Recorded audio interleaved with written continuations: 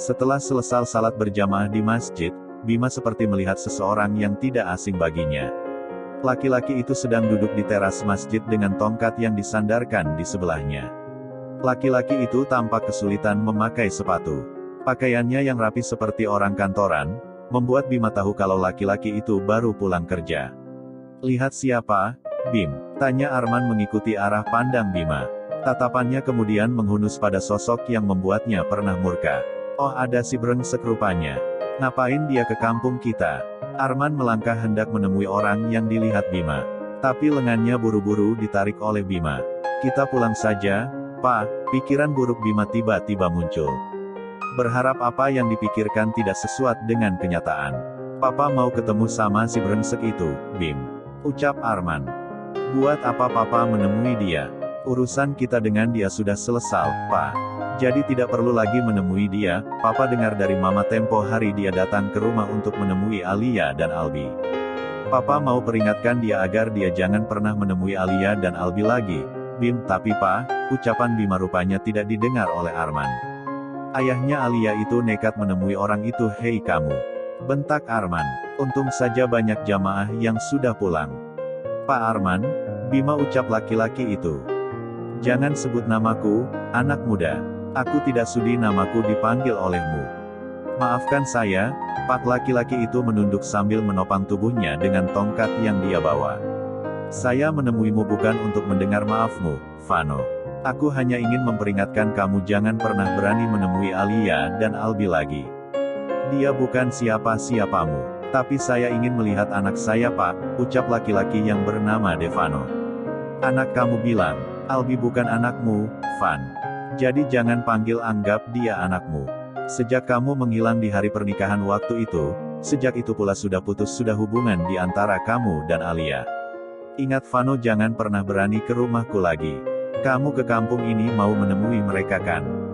"Lia Pak, maafkan saya, Vano. Aku tahu kamu sudah berubah.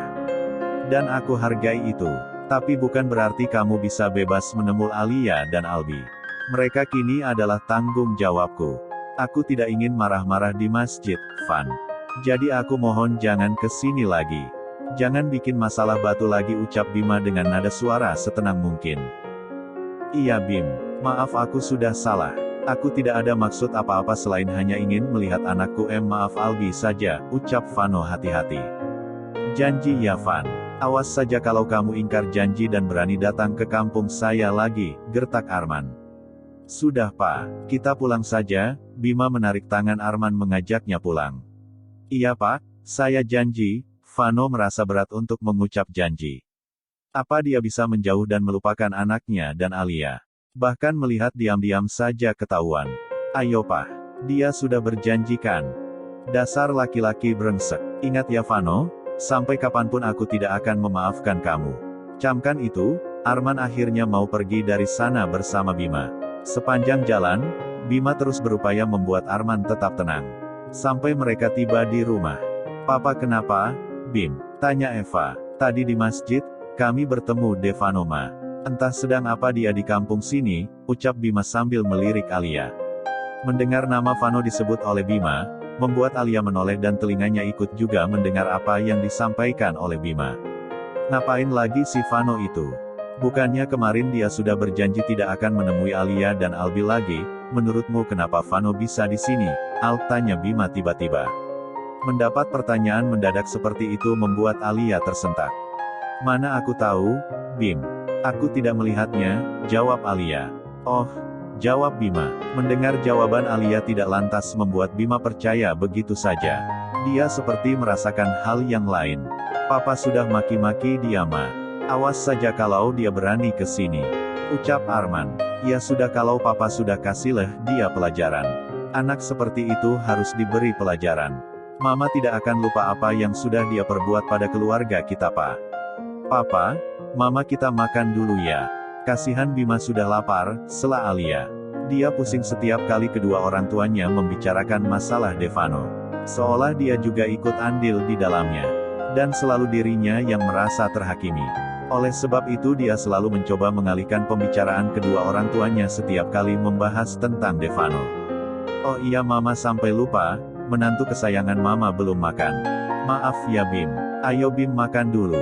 Mama sudah masak banyak buat kamu, ucap Eva yang selalu membangga-banggakan Bima sebagai menantunya.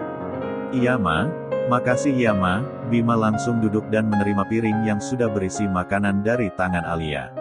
Sedangkan Albi masih digendong oleh Eva.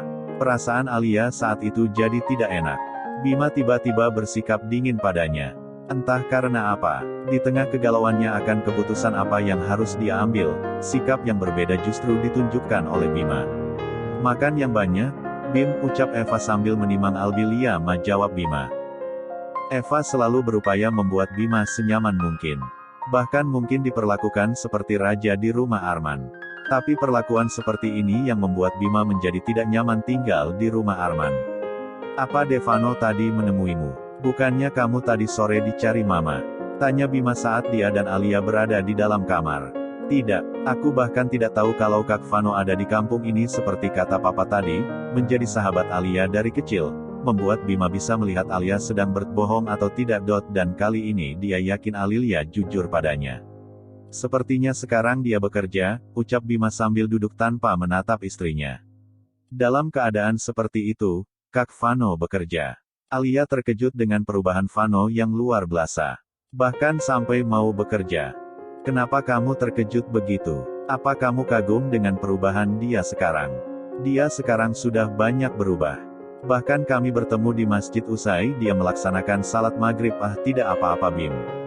Bukannya kagum. Hanya saja cukup aneh dengan perubahan Kak Vano yang begitu drastis setelah kecelakaan itu. Dia mungkin sedang ingin mengambil hatimu dan orang tuamu. Hati-hati saja, semoga dia tidak sedang pencitraan, ucap Bima ketus.